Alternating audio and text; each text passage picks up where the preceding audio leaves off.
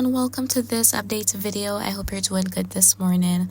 We're going to be looking at what is going on across the Atlantic with focus being on the Caribbean, but we'll also be delving into the Eastern Pacific as models are pretty consistent about development next week. And should that happen, as I've been talking about this week, if you've been seeing those videos, the first name on the list for the Pacific hurricane season is ALETTA. So we're going to be taking a look at what models are showing as of their latest runs. But first, we're kickstarting with the Atlantic. We can see some severe weather moving through parts of the southeast U.S., going through Alabama, Georgia, and even into northern Florida as well. And out in the Atlantic, there's a bit of activity here, and there are nothing too significant, but there is some dust still around, and it is still moving through parts of the Caribbean. So still persistent. It has been persistent through this week. However, improvement is on the horizon for sure. As we zoom into the Caribbean, we can see a bit of convection across the southeastern Caribbean, just north of Venezuela, and headed towards the vicinity of Trinidad and Tobago. So it may be pretty overcast today, and you guys may even receive a downpour if you're lucky. But I have been seeing the comments, because it's been so dusty, it's been so hot as well, and the rain is definitely needed for that relief. Then as we look to the northern islands of the Caribbean, much isn't going on. It's a sunny morning, and a similar thing for parts of Central America, but we do see some shower and thunderstorm activity offshore Nicaragua, also going to Costa Rica, Panama in the Pacific. Rainfall forecast for today. So we can see a bit of color across the northeastern islands, parts of the Dominican Republic, Puerto Rico, Haiti, and even though the Leeward Islands as well, Anguilla, St. Martin, St. Bartholomew, St. Kitts and Nevis, Saba, St. Eustatius, even Antigua, Barbuda, Montserrat. So you guys may experience some downpours. For some areas, it could be some heavy rain.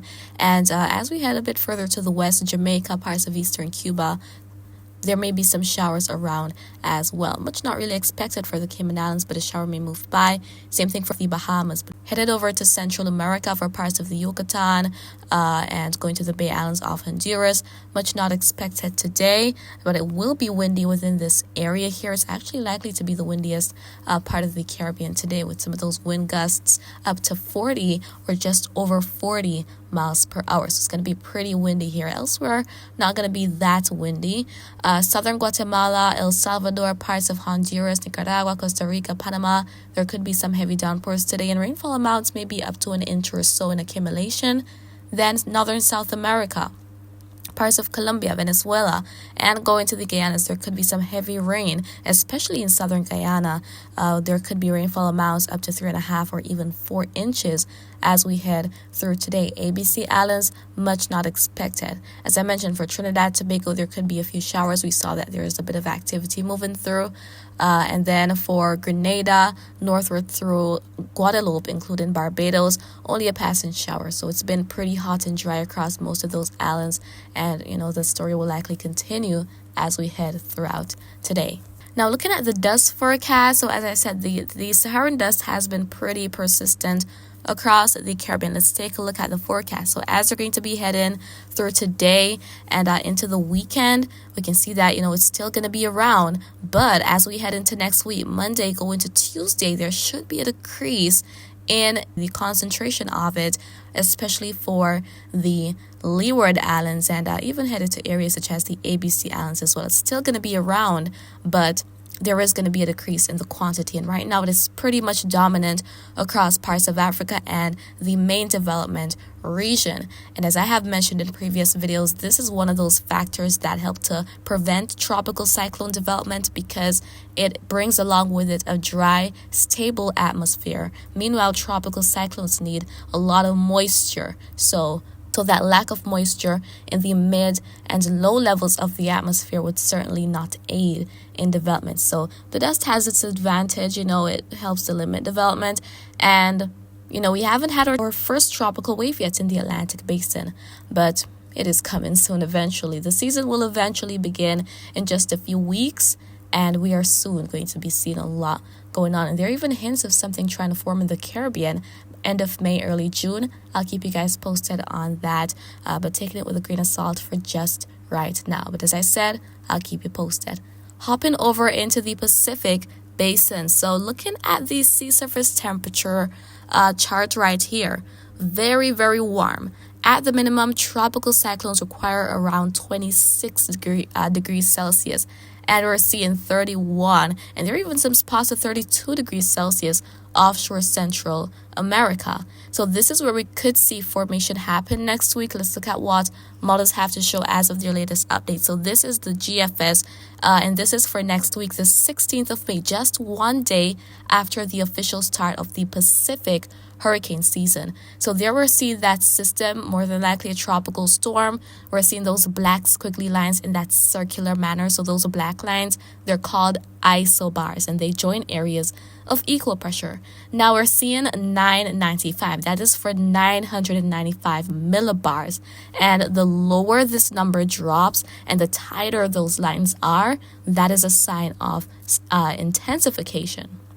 For example, as we head to next Friday, a week out from now, May 17th, GFS is actually expecting that, hey, we're going to be seeing some intensification of the system offshore Mexico. We see the value dropping and a lot more of those isobars, being tightly packed. So GFS is expecting intensification. It has been on and off about the potential intensity of what may form next week.